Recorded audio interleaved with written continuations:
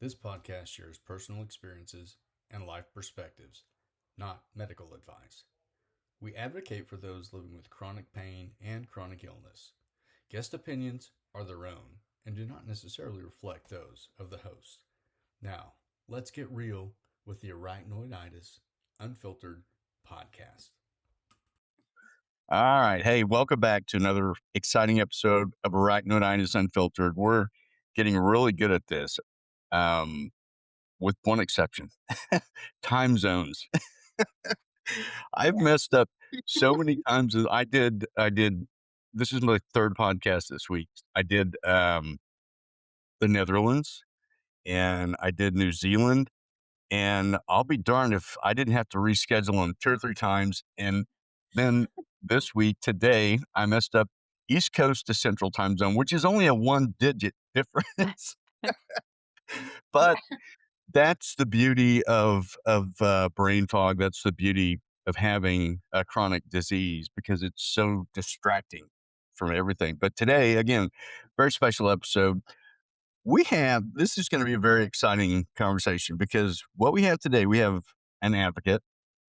We have the executive director of the National Pain Council. She did undercover work. We're going to have to hear about that.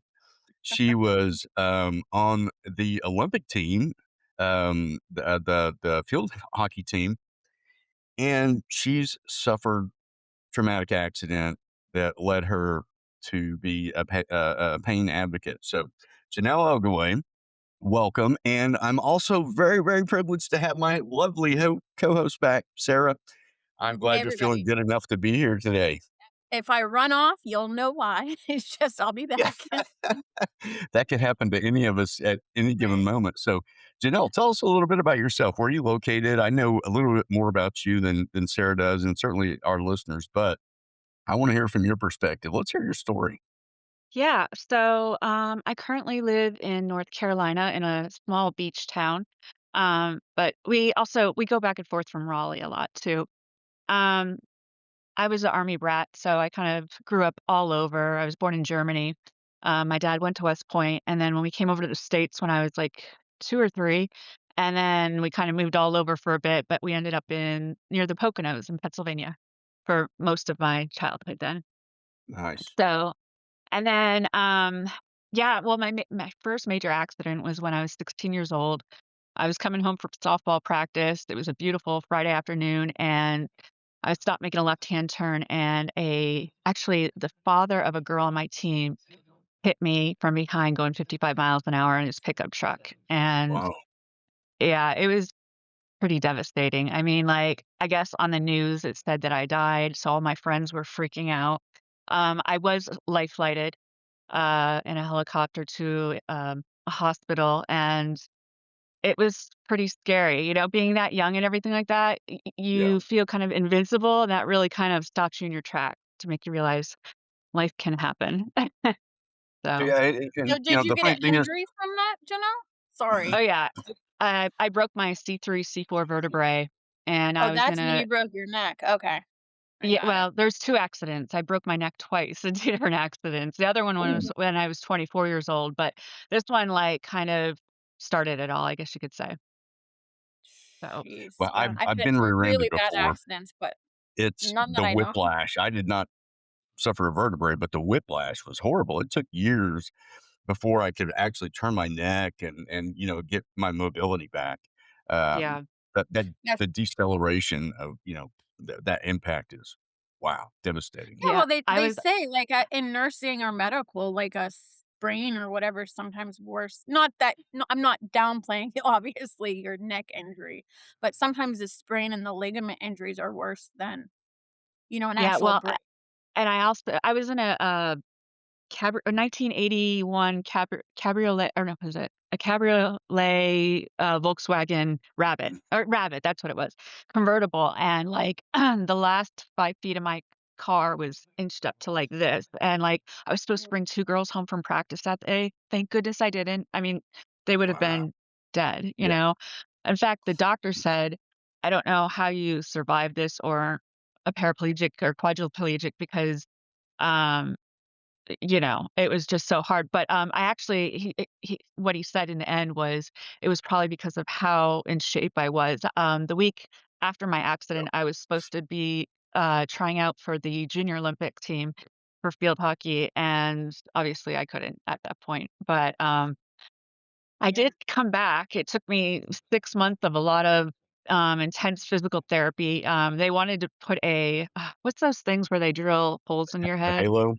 Yeah, they wanted to do that, and my dad, like, talked him out of it and was like, "She is the most boring girl, she doesn't do anything," you know what I mean? Like, it's just Oh, not jeez. me at all, but I'm glad he really fought for that because, it would have been a lot more, difficult to deal with. I've seen other people Yeah. that have had to have those, and, yeah, so but I also had scars right here and right here, and in fact, this one they didn't find, for, like, several days. My mom saw, like, blood on my pillow, and she asked the doctor, "What was that?" And they had to literally cut it open because it started healing and pull it up, clean it, and then get all stitched up. So I still have, like, things right here, and sometimes in this one, I could still get, like, glass and stuff out of my head, which is not Oh no. No way. yeah.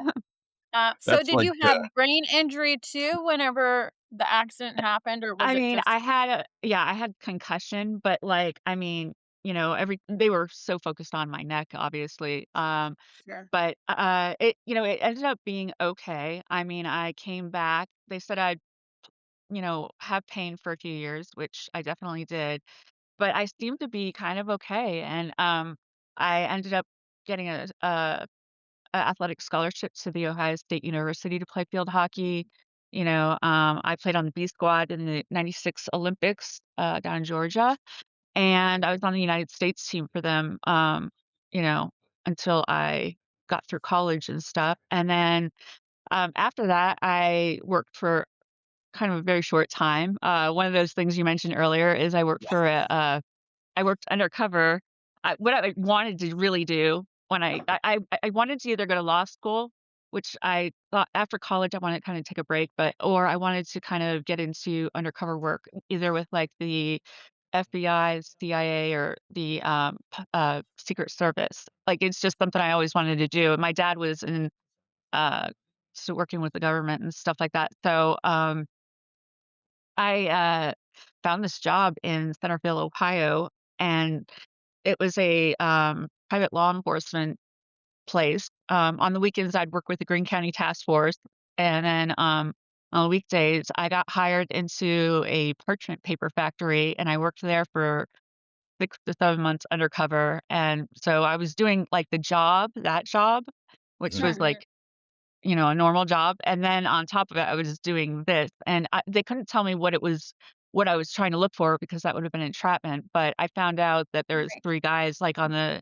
night shift that, raped a woman, and Oh, so yeah. Oh, geez, and they put wow. you in there, I mean, that's Yeah, scary. Yeah. but it was crazy because, like, I've never talked about this, I don't think, publicly, but, like, the first day on my job, the head of the Hells Angels comes up to me and he said, "Are you a narc?" I'm like, "No." And he's like, "Well, if you are, you're dead." Scared the crap Oh, out of me, you know? oh, yeah. Then I mean, And I didn't know at the time, but we had 2 other undercovers in there Jeez. working as well. They all Got got found out. I was the only one that didn't. And, well, guess what? They're no, I'm just kidding. They're finding out now, yeah, but you're gonna you live. know, and I mean, I had to write down everything found because, like, time theft, if people were on the clock and leaving and stuff, like everything minor, everything big, and which at towards the end, I felt bad because a lot of these people I became close with, Right. and they're Yeah. good people, and, Yeah. how it ended up I broke the case is so the son of his mother was into Hells Angels and was really big, and he kinda had a crush on me, and he asked me one night if I wanted to go for a bike ride, like, on his motorcycle with him, and Mhm. I talked to my handler and I said, "Should I do this?" I'm like, "'Cause either they know that I'm working undercover or this is gonna be big." And he's like, "Well, what are you thinking?" And I'm like, "I think I should do it." So I did, and I was so scared. It was late at night. It was like 11 PM, and, he was driving me around, and he just told me everything. and Wow. I was just like, "Thank God, he's not gonna kill me." You know what I mean? Because I didn't know what was gonna happen, but that that it ended up being Wait, really he told good. you everything, like, as in Like, him cause or somebody else was raping women? what yeah, about the guy that did it and, the Oh whole my Uh, thing. gosh. Yeah. Wow, So, and I he mean, never because I was there for several months already at that point, and right. a lot of people kind of Trust wouldn't issues talk to me there. about it. Yeah, because I was the Yeah, new person, right. and then also there's families, generation of families working within this, so everybody knew everybody, and So then you why have did me. nobody come forward? I don't get it. Like, you and I think, are a lot alike when that comes to, like, advocacy and being more of the rebel, right? But a lot Yeah. of people just won't. I don't know, it's like they shut Well, down or they just don't the wanna get that person in trouble, but I think that's a lot of it. Also, these are generational families that are working here. They're very, very close, yeah, tight-knit group. I'm right. an outsider big time, especially, because they don't go to college, they don't do any of that stuff. So I was really looked Yeah. at as kind of funny, like, why is she doing like a job like this? And she's out of college and stuff. So I know it took a few months for me to make friends with people and for them to kind of start thinking, okay, maybe she's just normal. And I wasn't there to get anybody in trouble, which I did feel terrible about. They even threw me a party when they thought I was leaving, and I was it was really hard, and then I had to go testify, Yeah, but about. you know what? You helped whoever that person was that Yes, happened to. So absolutely, you have to absolutely. just think of it in the right way. So so Y that yeah. did you take on a whole different persona when you were there? Like, different name and have to live up to like that Yeah, alien persona that you are? so what they teach you to do is, like, 95, 96% of what you say is the truth. It's just there's small things that you kind of obviously, I had my cover story. I wasn't I was different from that, but other than that, like, I mean, I was myself pretty much. So, Mm, um, I sat back, I listened, I paid attention. I wasn't very aggressive in the beginning. I just wanted to kinda get used to working there because I had a real job there. I was on Flexo number 5, we did the dyes, and, um and so I was the dye girl. I had to make sure all the dyes were correct. Like, we did, like, fruit roll-up stuff, anything that parchment paper is used for. So, like, Post-it notes in the backs of that and everything. yeah. But it was interesting, and I actually liked seeing that type of like, seeing that other world. It was kind of cool to learn all that. Um, Towards the end, I literally had walking pneumonia because I was working so many hours. It was an hour each way to and from there, and towards the end, they had me on 12-hour shifts. Or I mean, 12 hours. I was taking 2 shifts, and it was just like I was falling apart. Plus, then Exhausted, yeah. afterwards, I was having to work, and then on the weekends, I was having to work with the Greene County Task Force. So it was a lot. And I did have neck issues, kind of, my like because there was a lot of heavy lifting there, and it was just I enjoyed it a lot. But then the owner of the company I worked for passed away, and the guy that took over for him, my first check bounced, and when that happened, I was just like, No. Yeah. I think I'm gonna leave this. Um, writings on so the then I wall. yeah, so then I ended up going up to Columbus, Ohio, and working for JP Morgan Chase, in the mortgage department, and, like, I wasn't there hardly, I don't know, maybe a few months, and I got my 2nd car accident. I was 24, and, I was a passenger in the car. We were T-boned, and I woke up in the hospital, and, I was in such shock. They actually released me, but, like, the next morning when I woke up in my bed, my whole left arm and hand were just hanging, and, Yeah. um, something Pinching. was really wrong. Well, Yeah, worse. they're the So, like, fracture. Monday morning, You I know, went to my doctor's. Yeah, Monday morning, I went to my primary care, and he said, "Sweetheart, you need to go see a neurosurgeon." Wednesday, I Yeah. went to see the neurosurgeon. Within 30 minutes, I was in emergency surgery. I broke my C4, C5 vertebrae. It was impinging on my spinal column. I was completely Oh, uh, paralyzed. And the thing is it was already a week at that point almost that I had it. So they weren't sure if they were going to even get my arm back because of it. right. yeah. And also, they didn't realize that I actually tore a ligament in my shoulder as well, which I didn't even find out until like 2.5 years after the fact. Right. Um, They did a Okay. fusion, by the way. So they did surgery, a fusion. I did 2.5 years of intense physical therapy to get my arm and hand back, which I did. But ever since then, like it was never the same. I had like very spotty things going on. Also, that would lead me to have a total of 5 neck surgeries over the next 10 years. And then it started also leading into all the lovely, incurable, painful diseases that we're going to be talking about today. So, Yes. So did So you have neck surgery with the first accident or no, no? You no, just I did not. naturally Yeah, healed. they put a Okay. 2-post brace on me like this that did not come Right. off. Every month, I remember the doctor would, like, tighten it up, Yeah, and it my dad hurt had one. my Yeah. oh my yeah. gosh, it was so hard, and I had that on for 6 months, then a soft collar on for 3 months, so Yeah. Yeah, it's tough. So Yeah, I can't. let's move to today. How's yeah, life for you today? I mean, what are your debilitations? What do what do you struggle with? Because I know we've had a few setbacks trying to get this done, and that's just life yeah. for us, right? Things Mhm. are going to happen. I almost had to cancel today, but I was just like, you know what? We've been trying to do this for so long. Me too. I'm I'm like, going to is she rally gonna show? through. Because if not, I'm going back to bed. Yeah, You know? exactly. I am going back to bed. Trust me. Um, but I've watched some of your videos. I've seen you sluicing for gold, right? Painting for Yep. gold. That is so cool. Um, so you have a good life, right? But Yeah, oh, yeah. how do you deal with the pain? I mean, that's the biggest drawback that we all have. Yeah. Well, at first I developed fibromyalgia, then Raynaud's disease, CRPS in both my arms, hands, face, head, and mouth.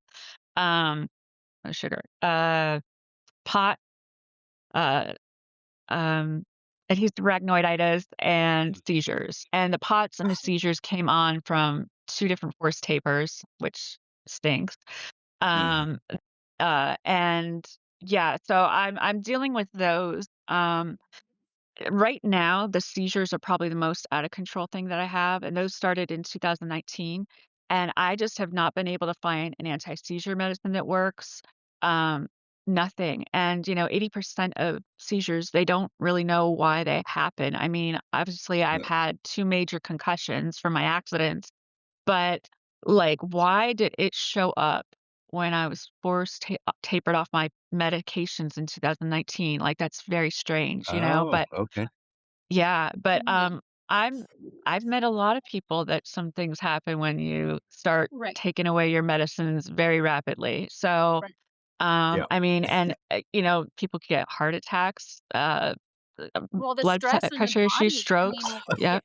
so Yeah. stressful, and that's like, you I can't quit just cold force turkey. yeah. Everything. I was on Yeah. buprenorphine, gabapentin, Valium. There were a couple of others in there that I was on, and I just again, no quality of life with the medication. So I stomped them all myself. I thought it Well, was going good to be for that tough. you. If you It don't it, have quality, why take it? it was it Right. was difficult, Yeah. and it was shortly after that that I had heart attack after heart attack after heart attack, and I just had my most recent 9 stents. Wow. Wh So and yeah, why did there's a why connection. Yeah, I definitely agree, and I've had several friends in this community that have died because of heart attacks and stuff Yeah. after being taken off their medications very rapidly. It's very scary, Mhm. and, my biggest fear is what happens the next time this happens, because it's not if it's gonna happen, it's when. In When, Right. yeah, fact, this whole thank you. last week, I've been personally dealing with pharmacy issues.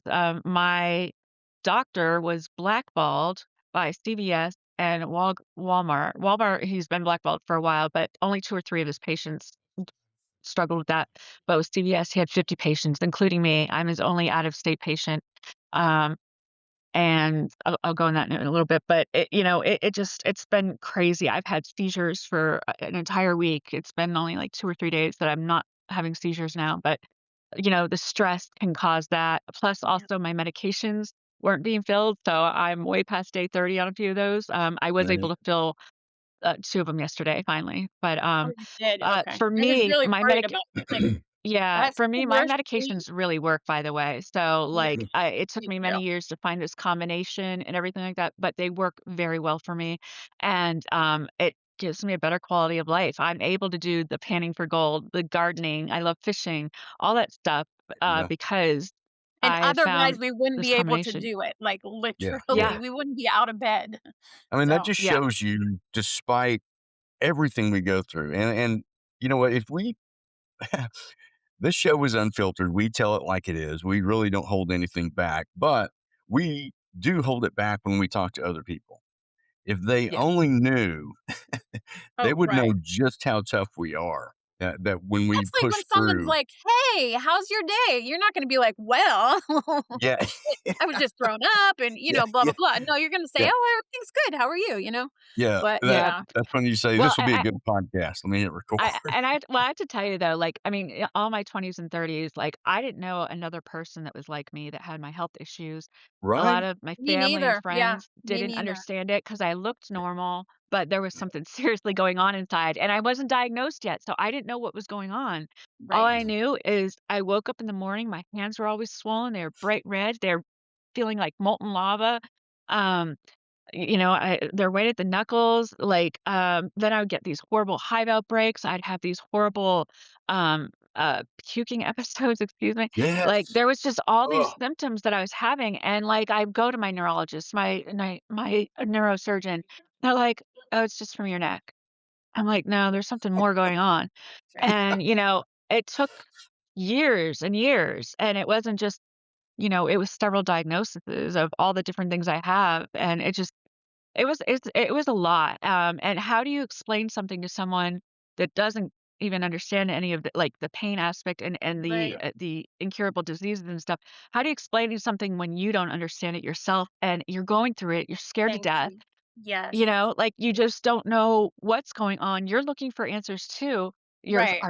Are you dying? Like, what's Right. going on? Yeah. Because your No, body I've is not literally told behaving. my doctor that, like, as a nurse, because he's like, "Well, what do you think it is?" And I'm like, I can give you a rundown of what I think is going on, like 10 different things, but I don't like, you're the doctor, you're the one supposed Yeah. to figure it out, But And they but they with don't have us, time for one, we're you so know? complex that Yes, it is, it's there's not very anyone like, okay, for POTS or for dysautonomia, who do you go to?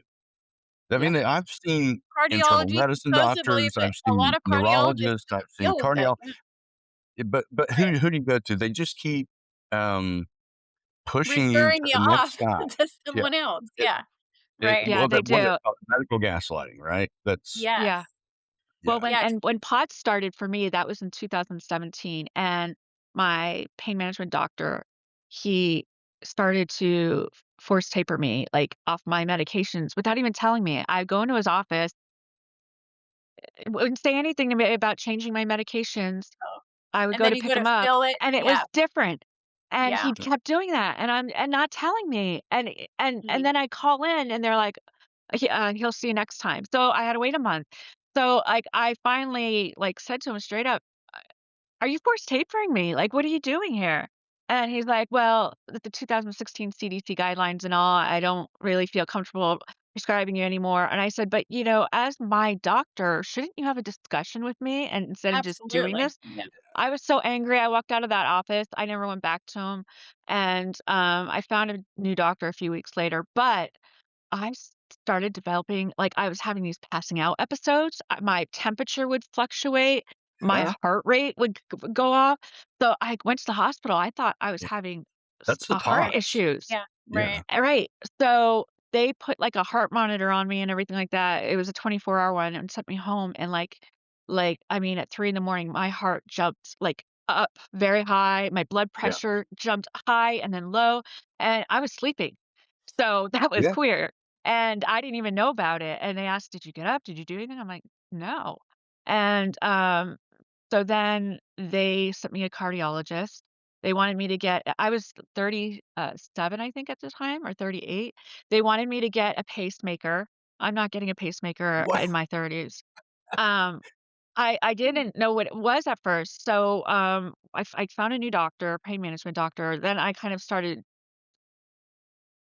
actually, my pain management doctor knew what it was. He's like, "I think you have POTS." And Yeah. then, I went into the cardiologist. He said, "That kinda makes sense." 'Cause and by the way, this was before I could find a new pain management doctor, but they were like, "Well, you need to get your pain under control," but nobody wanted to do anything about No it, shit, right? you Yeah, know? So, yeah. yeah, Uh, this is where the you know what my government doctor steps said? in. "Eat more potato chips and drink more water." That's what he told me to do. Yeah. Mm, yeah. You do want more salt Sugar, when you have POTS, but Yeah. right. here's the dilemma for me is with my, coronary artery disease and my heart issues, salt is increase is not a good thing for me. Right. So, I'm, like, right there at the dilemma. I do the like, right now, my heart rate, I'm sitting here listening, I'm at 120. Yeah. Why? See, mine's higher than normal too, and Yeah. like, and but, like, my resting heart rate will go very low. Like, if I'm in the Yeah. hospital per se, because like, Right. last year I had to get I was in the hospital at Duke, I did it inpatient for, EEGs, like, for my seizures and stuff, and my heart rate would be sitting at, like, the 40s, and my machine kept going off, and Wow. I'm like, "Is this okay? Like, what's going on?" And she's like, "You have a really healthy heart." I'm like, Yeah. "Oh." She's like, "Were you That's what they athlete?" tell I'm me all like, the time "Yeah." too, Yeah. right? And "Oh, your and blood she's like, pressure's only 90/50. You're really athletic," or, like, "Your heart rate's "Yeah." Yeah. only in the And I 40, was, 50s." but I'm Right, not anymore. But, but right. Yeah. honestly, because I was such an athlete for all of my younger years into my 20s, it does help a lot. There's a lot of muscle memory you build, there's all Mhm. Yeah. of this stuff. So, I mean, thank God I did that. Yeah. I mean, Just I a little was off note thing, Janelle, I went to Kent State. I don't know if you know that, so I and I have didn't. a lot of I grew up in Ohio, right? No, I So, like, didn't. all of my friends went to OSU, so okay, so Okay. I have a 2-year question. difference, but, What is yeah. I went to the University of Oklahoma, Uh-huh. Okay. not the I know what you're gonna University say. of Oklahoma. So what's up with the the That? university? Wait, Yeah. what? So, I I'm when I was in college, it was just Ohio State. Um, okay. I Oh, don't OSU? know really. I don't know because like, I afterwards is when it was changed. I think it just sounds more prestigious, The Ohio State University. I'm not really Yeah. sure, but, Oh, I I didn't even they just know it changed, changed that's it. why I'm like, "What?" I It's just not know that Yeah. there's like when you OSU watch anymore? the football players come on, and they're like the Ohio State. Yeah. Oh, geez. And I Okay. have a lot of respect for the university, of course. Yeah. Um, It's a great eh, college. I love the rivalry with Michigan. That's always been a Yeah. favorite of mine. Yeah. My That's husband always too, interesting. Yeah, Yeah. especially, like, when I meet somebody from Michigan, they're like, "Oh, I'm so sorry." I'm like, "I'm sorry for you, dude." What are you My talking about? husband loves But, Michigan. they're both great colleges, honestly, Yeah. Yeah. Yeah. but Yeah. it's a fun I rivalry. say there I It mean, there's no education that's a bad education because it's something nobody will ever be exactly. able to take away from you, right? R It's yours Yeah. forever. So So go did you get get a, degree, Janelle? I didn't even know that, Y like, I know we've yeah. talked before, but I didn't know that you went to OSU. I don't know why, I thought you got injured Yeah. early in life, and that Yeah, was I was pre-law. I was in, Phi Alpha Delta for, the law sorority. We didn't have, like, a house or anything like that. It was just more of, like, we go to, like, moot court, setups and stuff like that and just practice and get ready for the LSATs. But, I ended up sorry, No, you're um, no, you're fine. graduating with political international politics and English, racism, feminism, and gender. So, I just was trying to kind of prepare myself because I really wanted to go the law route, I thought. But then when I got out of college and then then I found out, okay, so I didn't say this, I forgot to say this, but when I was working at that undercover place, another thing is when they started finding out about my neck issues and stuff, there was a lot of red tape suddenly, and they weren't as interested, in me. So I lost interest very quickly when I'm told I can't do something I thought I wanted to do for the rest of my life, like, they just said, "You might have issues with this, especially because 'cause you're still having health issues with, like, pain and all that. You're so yeah, young." It's not saying that you can't, but I kinda just lost all interest at that point 'cause I'm like an all or nothing person, you know? Yeah. I'm yeah, either right, all there, I'm gonna give it everything, or I'm walking right, away, and that's it. So yeah. that's what I I think kinda we did. all have that in I common, do pretty much, definitely. Yeah. yeah. Yeah. Just funny. Well, I went to Kent and I got my, I got my paralegal degree because I thought I wanted to be in law also, but I Me Mhm. too. hated it. What is Hated it. No, I I'm have so done, like, glad I didn't go legal down that nurse. road. Yeah, Uh, I've done, like, legal nurse consulting, that's fun for me because, I like the medical field of things, but the rest of it, I I prefer being a learn podcast the host. old laws, like, that don't apply anymore. It just to me, I don't know. It's a So, lot of Sarah, history.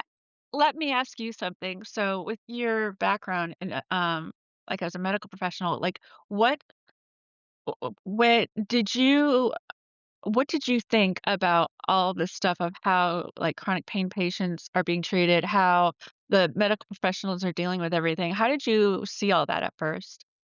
You want to go first? 'Cause I've got a Yeah. lot on this. Well, I mean, for me particularly, so I'm the type of person, I told you I'm very outspoken to begin with. I'll tell you my very first rotation whenever I was still in like doing the student nursing before I passed my NCLEX. I had a nurse on night shift that literally stopped the pain pump for a patient that was dying of an aortic aneurysm. She was Oh my screaming in goodness. pain. And sometimes you don't die right away. Sometimes the leak takes a while, so she was in agony, an older lady, probably in her late 70s, early 80s, somewhere in that range. But she stopped the pain pump. And so here I am. I was, 21 years old, so they don't think I know shit coming in. And she's like, that patient doesn't need pain. And I'm like, what? And, I mean, I'm a student nurse, but fudge that is what I said. I went, got the charge nurse. That nurse got fired. And Yeah. so that's the type Well, of nurse good. I've always been. So from day one, though I didn't have pain, right? I didn't have pain at that point in time, but I've always, like I worked in the ER, worked in ICU, and I always saw it firsthand. It didn't matter what the patient came in for. The doctors automatically, or the nurses, they're just here for pain meds. They're just an Yeah. addict. It didn't matter what they could come in with their leg half cut off. They're just there for pain meds or you know what I mean? It's Yeah. terrible. And so I did try it a lot, like when I worked at the VA, I started some new policy as a nurse educator, I was trying to start some new policies on how we look at patients coming in pain, but unfortunately, it's like an indoctrinated thing, right? Like, I don't know why in the US do we alienate patients in pain? Like, as if it's like, Like we're lepers. I mean, Well, yes, it's like, right? Like, yeah. it's Yeah. this it's stigma that because you don't the wanna government be attached to at all. It's yeah. crazy, and the thing is 25% of the population has chronic pain. So you're talking 1 in 4 people, essentially, that's either if it's not you, it's gonna be your best friend or a loved one, most likely. I mean, someone in your small circle is gonna, at least at some point in their life, experience chronic pain, and so I Or really have a think. surgery, you know? I Right, mean, Mhm. exactly. So, I mean, but the point is it really we need to change the overall, um, the way we view people with like pain, the period. stigma. Yeah. Yeah, it's So terrible. I recently had a kidney stone and ended up having to go to the ER. I mean, my Those are girlfriend was like, painful. "Oh my god, you Yeah. have no idea." And this little guy under a magnifying glass, he's just got needles everywhere. So when it was going through the ureter and the urethra, it was just, oh my gosh, it was horrible. But Yeah. um, and I'm the kind of person that I can deal with a lot of pain. I've been in pain since I was 20. I'm now 63. So I consider myself an authority on pain and how to deal with it. But my girlfriend was like, "You got to go to the ER. There's something going on." And finally, I figured out that it was a kidney stone. I get in there, and again, first thing they're like blood pressure cuff, pulse ox, and all this other stuff. And I'm like, I want some pain control, man. This is killing me. And at that Yeah. point, what you don't know about me or you or you, Janelle, is that we can endure more than most people. So when we come Yep. in, they have to know that we are beyond the normal level of pain that most people would succumb to. In any given situation. It took, I think it was 2 shots of Toradol, 2 shots of morphine, and then, something else on top of that. It took 3 shots to get me to a level where I was comfortable, and when I get home, the the pharmacy did not give me my pain medication, and so, hours later, I'm looking for some pain control, no pain medication. I got to drive to the pharmacy, get my prescription. I was really pissed. It was like 2 o'clock in the morning. And I get back, and I used to be on Lortab years ago after my Mhm. surgery, after a spine fluid leak. Me It too. was 7.5 milligrams back then. Yep. Now they're like 3 something. So Yeah. again, they've cut the dose down. They cut the number down that they will distribute. Um, it baffles me that government got between the doctor and the patient and said, "We're gonna control more than the doctor can." Yes. Yep. I call it the 1, 2, 3 strikeout right now.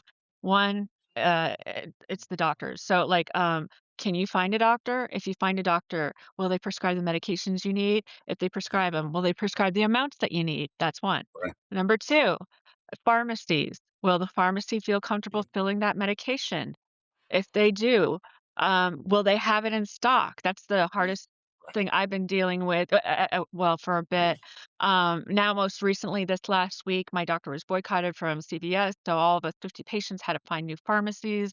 It was crazy. I mean, like, I was so scared. I wasn't sure what to do. We are gonna Mhm. fight back, by the way, so I just kinda had to get Yeah. my bearings first, but I'm glad my doctor and all of us patients are gonna be doing that together. Um but it's just okay, so if the pharmacy has that then it's insurance. They're like, your insurance, they might not cover your doctors, your medications. I mean, and it's one or more of these that a patient is always dealing with. Like, it Yeah. always seems to be something's going on with the doctor, something's going on with the pharmacy. And really what I see this as, is I see this as all symptoms of a much bigger problem. The medical It is. professionals, the Yeah. pharmacists, the patients, we are a symptom of a much bigger issue, which is bad policies created and Mhm. enforced by the CDC, the state medical boards, and the DEA. And, Lobbyists. That's what I yeah, call it's just out of control. Mhm. And it's like a domino effect. Doctors are afraid to prescribe because there have been doctors that have gone to jail Yeah. for doing this. They Right. weren't having pill mills and stuff like that. I know everybody likes to always like jump to Yeah. conclusion, oh, it must be a pill mill. There is not pill mills in this day and age right now. No. Okay. No. They have the pain medication thing wrapped so tight between PDMPs, NARCS care scores, urine tests, pill counts, everything. You are not going to be able to screw around.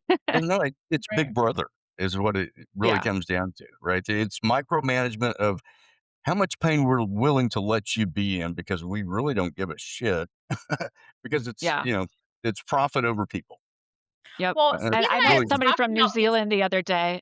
I met someone from New Zealand the other day, and he's like, "I've never seen anything like this. Like, is this how it is there in America?" And I said, "Yeah, it sucks." He's like, "I yeah. can't believe that." Sorry, I yeah. didn't Yeah. mean to The guy I No, talked to the other day, Scott Groves, from New Zealand, he was Mhm. telling me he did some ketamine while we were talking because I was talking about other, you know, tools in the toolbox for when you have a flare up because, Yep. we're all prone to flare ups. The only tool that I have is prednisone, 20 milligrams. I can take it. But the problem with that is that it takes at least 2 days for it to really kick in and do Yeah. anything from an inflammatory standpoint. So, Prednisone's uh, one of my go-to too. It's like yeah, yeah. But especially like if I'm in a CRPS flare, it's the only thing that will kinda get it out, yeah, you know? it's the downside to that is that if you take too much of it, your body, which produces its own prednisone, will stop producing it. And then now you're going to be stuck with right. the pill Yeah. form. I And only it's take harder it to as relive it. needed, you know what I mean? Yeah. But it does help. It's usually for anywhere between 3 to 7 days, and it's like Yeah. a Yeah. step thing. But that's just, like, one of the little things I found out what to do, like, when I'm having, like, a CRPS flare. I also take, like, liquid Reglan for I literally will have puking episodes where it just for Yeah. days. Yeah. And then I break out in hives and stuff, like, I call it the CRPS rash. Mm-mm. It's just like, if I don't catch that up front with taking prednisone, liquid Reglan, which and it's liquid instead of oral because the oral, I couldn't even get it down me, and I'd be puking Mhm. it up already, so I couldn't catch that. I didn't know how to fix this. Then my doctor finally put me on that, and I'm like, "Oh my gosh, this is, like, amazing," Like, I mean, it stops it. So I was Yeah. just so thankful for that. You know, And I take I've been Benadryl dealing too with it. Okay. I've been dealing with those puking episodes as well. Yeah. I got my bucket right here next to me because I had a couple this morning. I It carry my doggy bags around me, you know, especially in the car. Really? You can't pull Yeah, over fast enough, so I get I my Oh, doggy yeah. bag out. yeah, I had one of those in the car the other day. I was driving, and I have recently installed hand controls because it's too painful for me to touch the gas pedal with my foot because that's where all my pain is, right? I have Yeah, a L3, 4, 5, S1 injury, so all my pain's in my feet. And all of a sudden, I just get this intense hot flash. It's like an eruption from the middle of my stomach or my body. I start sweating, and then it's just like dry heaving, and yeah. it's violent. It's so, um, gosh, I mean, it Are stops you you in your taking tracks. anything, Steve? Are you taking I it Zofran, Reglan, anything to help Nothing control like it? that. Again, when I went to my doctor and, I was telling him what I was dealing with, and like you, it's like, "Well, what do you think it is?" I'm like, "Well, you're the doctor, so Right. you Can tell you me. I think it's this." And he goes, "That's exactly what I was thinking. Dysautonomia. It's not POTS because POTS is typically standing up and then, pressure drops, heart rate goes over, and everything just kinda goes crazy. Yeah. This is like, I can be laying down, I could be seated, it doesn't matter. It's just something happens, and it's that the vagus nerve triggers, and the Right. body just goes haywire for a couple of minutes, and I'm like, "Wow, I got no way to deal with it." It's horrible. Well, you Yeah. do need to get some medication to help. Like, I've been popping Zofran all morning, and it Have does you really help. I mean, not saying that it won't 100% take the symptoms away, but it does at least I help. do have I do have something that they gave me when I had the kidney stone. It was for nausea. Maybe I'll go look that up, but this isn't really nausea as much as it's like a hot flash that just triggers something internally that, Yeah, you I know know, like, it's kinda gross, but it's I literally get, like, projectile vomit, and it's just like that, it just comes Boom, on so sudden. Yeah, quick, and I Yeah. know exactly what you mean because I get yeah. sweat suddenly. I start feeling like I have to sneeze or something, and then it's just like it starts, and it's Yeah. very little It's time, uncontrollable. that I have. Yeah, Yeah, it is, yeah. and, that started in, 2009 for me, and I wasn't diagnosed with CRPS until 2015. So, like, I had no clue what this was, and my dentist was like, "Your enamel is just do you have, like, Yeah. a eating disorder or something?" I'm like, "No, I'm something's going on, I'm puking all the time, I can't control it." Yeah. And she's like, "You need to do something about that." I'm like, "I'm trying," but nobody knew what it was, and Yeah. Right. so Yeah, speaking it of was that, always, though, something that I was doing, I felt like. I had to have all my teeth redone because of the enamel loss. Just, Yeah. it's been 17 years of just, they wanna blame it on the opiates, I guess, but I think it's more like you're saying that I had intermittent. the doctors say that too, like, but Yeah. it's probably the opiates, which I do get dry mouth from pain Yeah, I did medications, too. but that's like the only I don't Right. have any other side effects.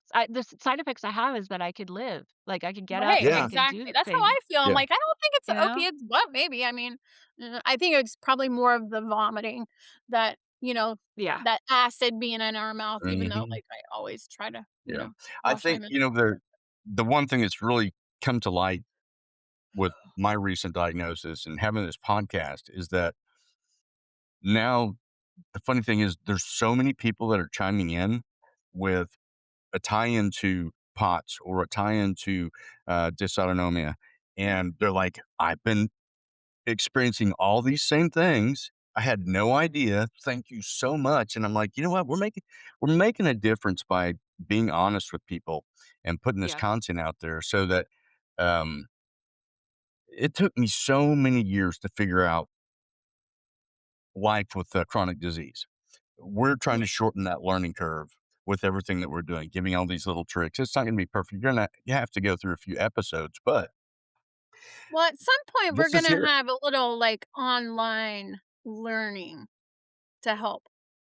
I Close wanted to to. start like something on the Gmail documents or whatever the Yeah, uh like how I did the survey or whatever. yeah, But yeah, Like the Google yeah, Docs, I know what you're talking about, that's a good yeah, yeah, yeah, I like yeah, that just to program. something where kinda help everybody can shorten. access.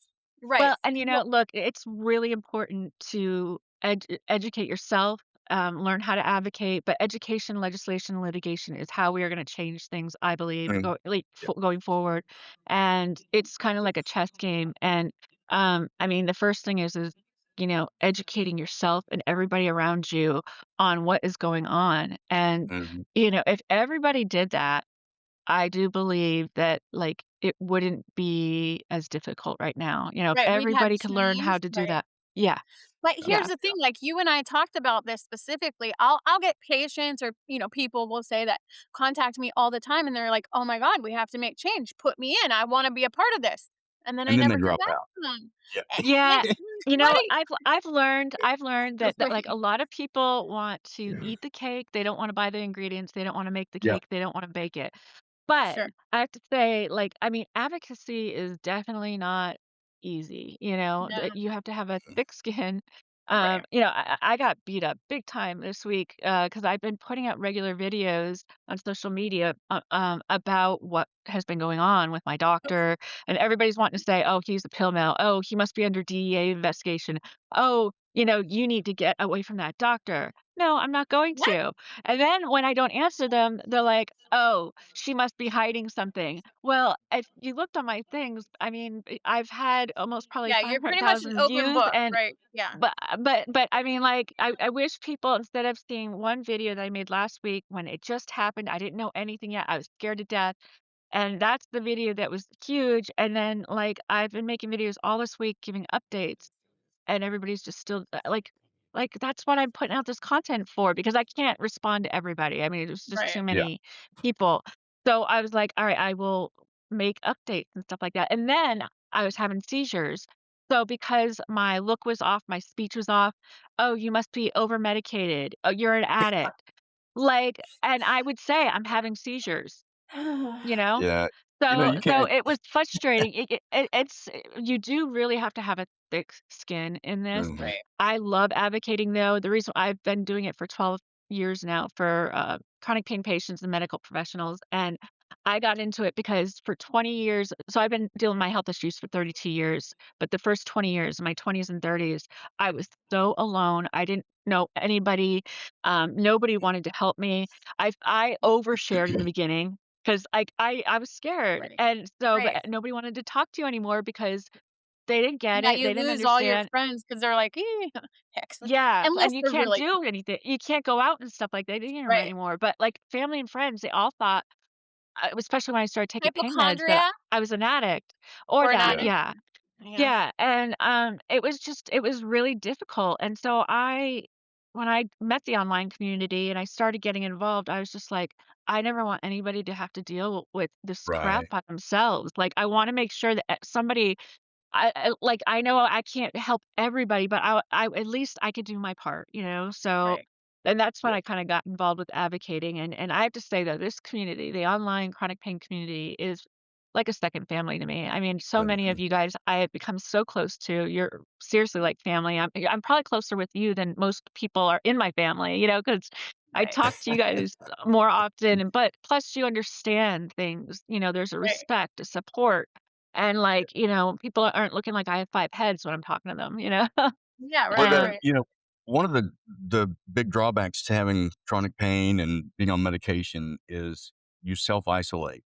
And when you yeah, self-isolate, that, people take note of that. And it's just like, well, they don't want to get up and go. They never show up. And so yeah, they start casting judgment. It's got yeah, nothing to do with that. It's got, and I have said this on multiple occasions. How much do you want me to suffer so you can be happy? Because that's yeah, what's gonna happen when I go, right? If I say I don't wanna go, it's not an excuse. It's a cry for help. I'm in pain and, yeah. you know, don't force me. I still can't get my husband or my son to understand. I mean, my husband understands it more, but my son, he's 17. I mean, he just thinks like Saturday. It was spring break here last week. So we did nothing all spring break, unfortunately. I was too sick. But Saturday, we made plans to go do something. And I woke up Saturday morning throwing up. I'm like, "I can't go." Uh, I said, "I just can't. I can't." Physically, my body was locked, like, my hands were swollen, my feet yeah, were swollen.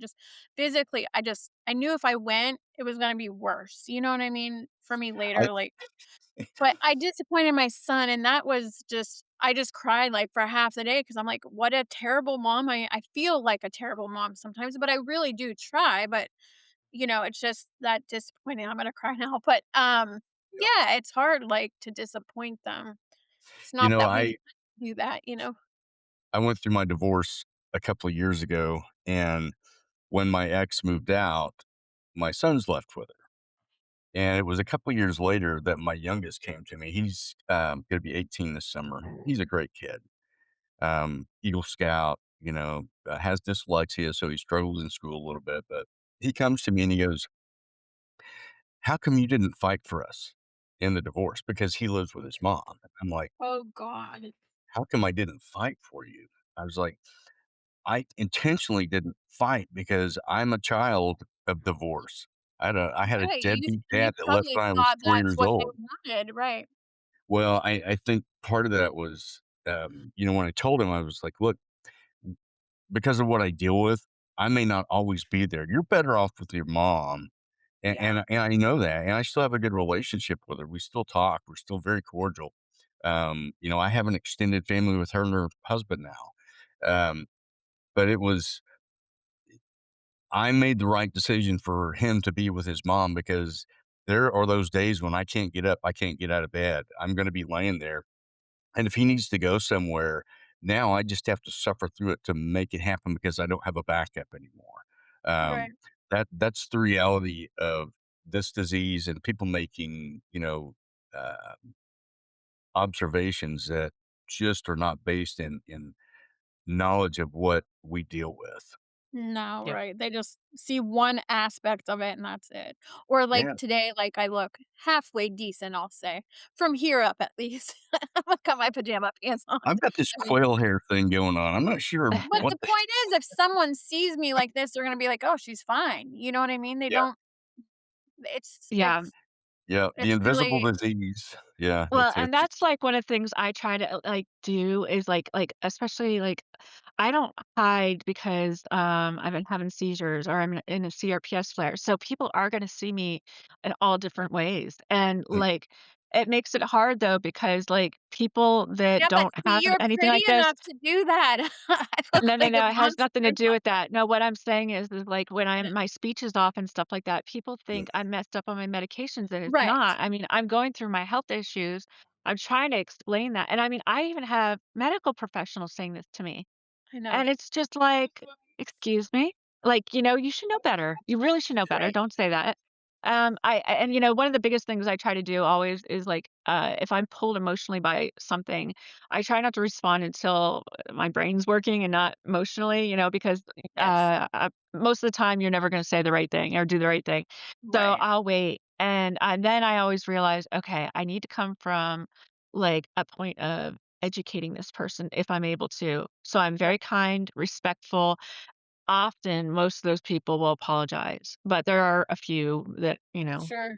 I think that just Yeah, are comes gonna. with age and time. Wisdom is what we'll call that, right? Because in my earlier years, I'd just be like, "Bah, bah," but now Yeah, I'm like, I need to take a day or 2 and really absorb all of this before I respond and try to articulate what I'm gonna say back in the ways like you said. Am I gonna educate them? Am I gonna, however I'm gonna lay yeah, it out, but yeah, I it comes educated 3 physicians over the past couple of months. The ER doctor comes in, he goes, "So what's going on?" And I tell him, I said, "I've got arachnoiditis, I got this, so my pressure's gonna be crazy, and I think I have a kidney stone." And he goes, "What's arachnoiditis?" You yeah. know? Oh, yeah. So, well, I I have know. no I'm idea, like yeah. and I have my elevator speech, right, that I give all these guys because they may have heard of it. If you've had medical terminology, you can break it down. It's pretty easy. Um, Yeah, but but most of them, Steve, don't even know the arachnoid is in the meninges, like, then so, I mean, I'll be honest, I didn't know that until my injury happened. I know the meninges exist, but I mean, it took the injury to try, figure that out or remember but it from biology. I think it's every occasion that you have to get in front of a medical professional, you should say, "Hey, I have arachnoiditis. Have you ever heard of it?"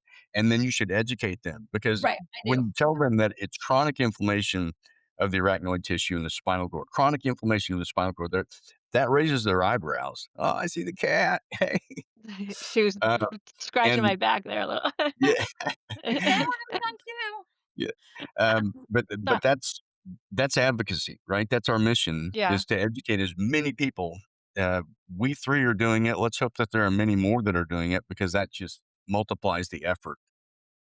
Yeah, Last year, true. I got to speak at the, FDA REMS conference, Oh, cool. and it was such a wonderful experience. There was several hundred, medical professionals, pharmacists from all over, really, the world, and, I don't know if you know this, but the keynote speaker prior to me speaking at the REMS conference was Dr. Andrew Oh, Kolodny. oh gosh. So, I wasn't sure what it was gonna be like, but I have to say it went so well. After I spoke, every one of those medical professionals came up to me at some point and wanted to talk to me, and they Good. were so sympathetic. They were very open to listening and wanting to understand, and I was just shocked in such a good way. It Yeah. made me feel like, okay, maybe they do get it. I think right now their hands are tied. Yeah. I think a lot don't know what to do. Yeah. They're And scared. Yeah, yeah, they are. terrified, yeah. I mean, if I was in their shoes, I'd feel the same way, unfortunately, because, like, you're damned if you do and damned if you don't, like, but Yeah. how are you gonna help a patient if you're in jail or you lose your license? Like, you're not gonna Mm, be able to help at all, and honestly, it's really come down to Well, that. also, it takes your whole life yourself away. I mean, your Oh, job's yeah, gone your whole forever, your identity. Yeah, family, everything. So, yeah, I mean, it's a lot, and I get that a lot of I mean, there's so many doctors that have retired that is definitely not going into this profession, you know? yeah. right. Um, they don't wanna get into pain management, and if they do, it's gonna be all about, like, the drill mill places now, Intervention. like the Yep, blocks, like, yep, interventional everything. pain management, And yep, look, if I have no problem with that stuff, but when it's pushed on people because, like, for example, SDS systems, right? yeah, They are not for every type of pain, but they're No, pushing it as if it is. right. And, I've been pushed to get one of those since, like, I don't know, me too. 15, and there's no way I'm going to get No, that, you know? Like, no. Yeah, I've discrimination. heard so many horror stories. No. Yeah. Also, adhesive arachnoiditis. I got that from the 13 or 14 blocks they put in my neck, which I found Right. out you're not supposed to have more than 3 in one area because it can, permanently break down the soft cell tissue in your neck. So, I mean, like, I've had to go through everything, and I've tried pretty much everything. I trusted my doctors. I had no clue Me too. the damage you can get from some of these medications, from these, like, surgeries, blocks, all that stuff. I had no clue that there would be permanent health issues forever that could happen to me from Right. Right, trying this stuff. So right. Yeah. it's so important that you research it, that Yeah. you ask Self-advocate. around, you talk around. Yeah, you really have to. Mhm. Well, my Um, mind is still kind of blown about how the epidurals are still on the market. Like I yeah. know they fought and they got the black box They're warning put on, they're whatever, but they're in it's denial, Sarah. The thing is, when you look at the numbers, 80% women have arachnoiditis compared to men. Why yeah, is that? Yeah. And the only thing that you can really say, accidents are gonna happen, car wrecks, trees falling on people, anything along that line, that to where they're gonna get, an inflicted injury. But when it's intentional with the epis, and the women get so, I mean, how many childbirths are there? And how many women want to be able to not be in pain? I would not wanna be in pain, but 80% if of I knew I women. was gonna get this, or I had the possibility, there's no way in hell. Well, just I've so you Yeah. suffered know, through it, you know? 80% of women in the US have either an epidural birth or they have, spinal block. So that's what I had asked Dr. Tennant. Is it 80% to 80% because they're having the interventions for the births, or is there something else going on for women? Like, Mm-mm. yeah, That's I the mean, common it's kind of denominator. mind blowing that those numbers, like, literally match. Mhm. Yeah. So, yeah. I don't know. So, The only way we're gonna find out is to get research, right. and actually figuring out what the heck is in everything or what's causing the adhesions or The Yeah, but inflammation. you know what I noticed about with the research and stuff like that? They are cherry picking everything to basically make the data become what they want almost. Like, why aren't Yeah, they doing anything on patients that are dying due to being forced tapered or serious health issues they develop from that? They don't want to even go there, you know? Mhm. And no. like, there's only 1 to 2% of patients taking pain meds that turn into OUD. Yeah, Yeah. it's so low, and right now there's So commercials everywhere right now about OUD. Like, I trial this know. for trials, and I'm like, "Why are we highlighting this again?" Like, what? I don't Like, the know. majority of us don't have that, Right. okay? You're It's such building a low policies and percent. everything on stuff that it's like the not actual statistics, like and I mean, they're out there. Why are not people looking at this stuff? What are they you Right. know? I don't know. And I've asked So, this question before. Who is making the money, or who is benefiting from trying to, well, not trying to, from changing this narrative? That's really where, we have to get to that baby in order to figure out how we're gonna fix. what they say, follow the money. Yeah, You'll find, right, exactly. yeah. So, Well, again, though, I think, though, like, again, education, legislation, litigation. yeah. Education, once you educate the people, they have the power and the knowledge of knowing what it is. Litigation, you have to have that set up there, like state bills protecting patients, doctors, and stuff like that. Because once those are in, then you can have it set up to, okay, if people aren't following this, now we can sue. I mean, it's just the way it is. It's going to be slow, but Mhm. I mean, and again, I always say you have to look at this as like a chess game because, you have to Yeah, start making your moves of where you're wanting to go. We really don't need to know exactly why they're all doing this. I mean, you're right. We know usually money and power are the two main reasons of why somebody's going to do something.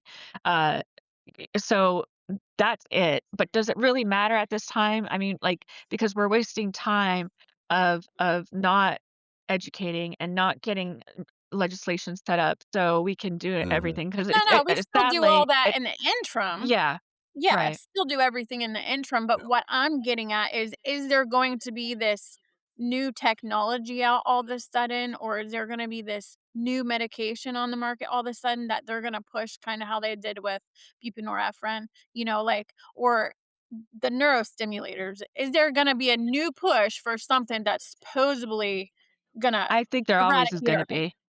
Yeah, they're always gonna have something. Yeah, And look, I think a lot of these things originally are created or for a good purpose. I You do know, too. I I do too. but I think what it is things get hijacked by the other side, and then Right. they make it they turn it into bad, you know what I mean? Mhm. And Yes, I agree. people get hurt, and then Yeah, it takes time to figure fix out it. what's really going on. Yeah, it really does.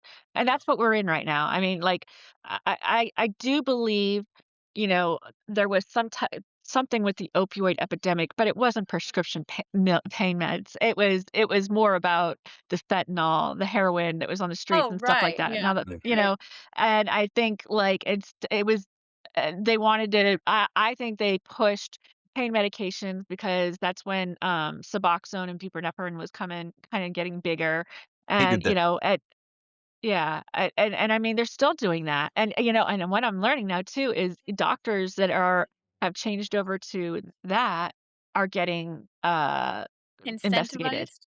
No, Oh, they're getting Huh. investigated. okay. Like, Cool. there's doctors that do just OUD or OUD and chronic pain patients, and they're getting investigated over prescribing this stuff now. So Where where are does you the going Where with line this, right, people? yeah. where's Like, it end? Yeah, what's the Well, end game for this? Because pretty soon they're gonna come after us for the prednisone. "Oh, it's a steroid." Oh, well, they're you're doing that with ADHD meds right now. I I was mean, gonna say like, they're Really? already or doing that for some meds. benzos. Like, Yeah, yeah, they're doing it for all of that. yeah. Wow. It's crazy. It's Well, I it, Wow. mean, it just here's the really. bottom line is what do they okay, so, somebody that has chronic pain, what are we supposed to do? That's my biggest question. That's what I said to them, in Suck it December up, when I was in buttercup. front of them. What are we supposed to do in chronic pain? If I don't take my pain meds, it's like someone that's diabetic and insulin. I will not survive. Or I'll be Yeah. in the ER, then you'll be having to give me, something life-saving to reverse Well, me from I'm what's I'm the opposite example of somebody that takes the meds, right? I take prednisone. Honestly, I wish I could take a painkiller that would get rid of the pain, but they just don't work for me. My body chemistry just All I You need do to is have get the DNA high test and done. addicted. But That's it. yeah, It does Yeah. nothing for the pain. Um, but, you know, And, there is some people out there that has that pain medicines just don't work for them. yeah, yeah, I think that's why, we have to be this has to be looked at as, like, individual cases, and we need help in that viewpoint because what works for me may not work for you, and it's just yeah. absolutely. Well, Yes. and that's we Hundred. are very complicated patients. It's not Yeah. just the norms are gonna work. So right. you're looking always for a doctor that is interested, wanting to research and understand. I would go to a doctor that doesn't know what I have, but is willing to look into it and figure it out Yes. and wants, Right. Right. that is like that because I know they're gonna be a good doctor to me. And, Right. Yeah.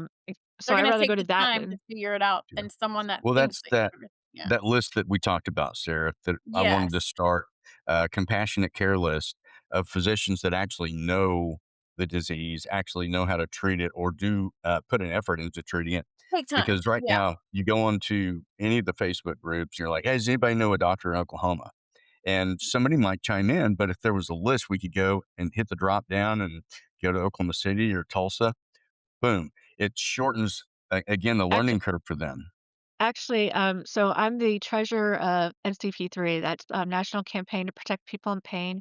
We Mhm. have 2,500, like, clinicians, medical professionals, patient advocates right now within it. Our new website is gonna be up soon. Our prior website is up right now. It's not as professional looking and stuff like that, and that Yes. is, npc3-advocates.org, but the new one that's gonna be really professional, it's ncp3.org. Um, but we are going to have a database on there, Okay. uh, of Providers. doctors, because 'cause I've been doing Okay. this for years already, and, Yeah. like, I've been, like, keeping a list of doctors nationally that are willing to help, and then I have notes on who they've helped, what they've done, what they haven't done, have they been a bad Right. doctor, you know what I mean? All that stuff. Mhm. Yes. So when we So started it putting sounds like, Steve, NCP3 we can just give together. her the doctors, and she can add them to the website, Yeah. right? Yeah, I mean, Yeah. like, the thing we're trying to do right now is make sure that, like, the, DA or anybody just can't go in I and, know. like, I was just gonna get say that. You get guys the gotta make stuff. sure nobody else Yeah, can get in so there. we've Oh, been looking in the legal side of all that stuff, also the database itself, and then so what we're gonna do is, like, um, we're not gonna just give out doctors' names, you know what I mean? We're gonna actually Yeah. interview the patients. It's what I've been doing anyway. I just wanna do it on a bigger scale, Yeah. yeah. and, it's I gonna like be kind of like the first of where you can do this, and it's doctors that are no like, they work with patients like us, and all of them are either doctors that I personally know or a patient that goes there already gave me their name and, we're doing that. Um, Yeah. I think, it's kind of like an underground railroad system we've had to build for yeah. ourselves Right. amongst, this community because we're just not getting the help that we need. And, Agree. you know, But we hope we're so gonna change that, right, Yeah. altogether. Now absolutely. Those changes there's will be also yeah. Lori Burton with ACMCRN. ACME. She has a Mhm. list as well. Um, That's Good. I just wonderful. found that out the other day. But again, here's the thing is you don't know what you don't know. I never knew until I asked that question, but I shouldn't have Oh, to yeah. ask that question. It should just be readily available that I just like, oh yeah, this is the resource that I go to. And my whole point was that we're all siloed. We're all doing the same thing, we're just doing it separately. There's no synergy.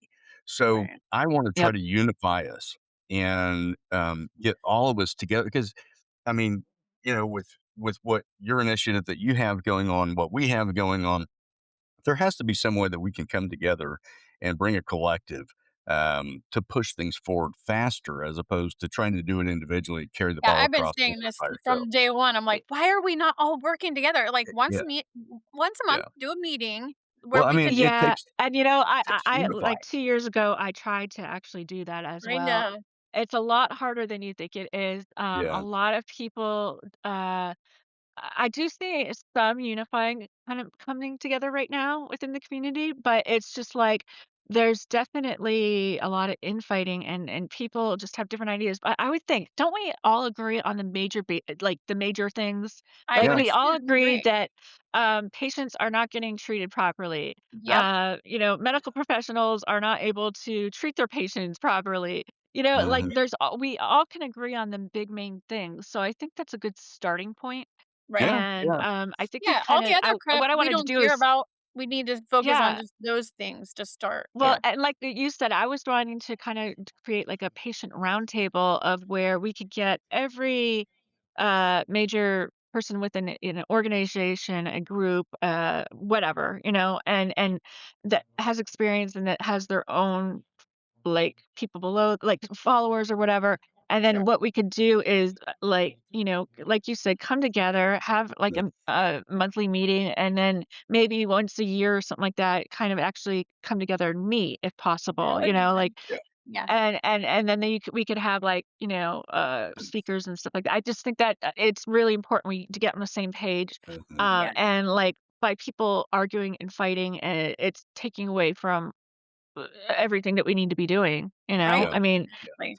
I, Agreed. I it's not like we have the energy and the time to fight anyway, yeah. like, Yeah. I'm more Exactly. No. worried about my friend gonna be possibly dying or my doctor gonna be, getting in Yeah, trouble. Like, we have to start focusing on, like, really what's going on here, and the thing Yeah. is that people think they cannot fight because 'cause they're too sick, you really can.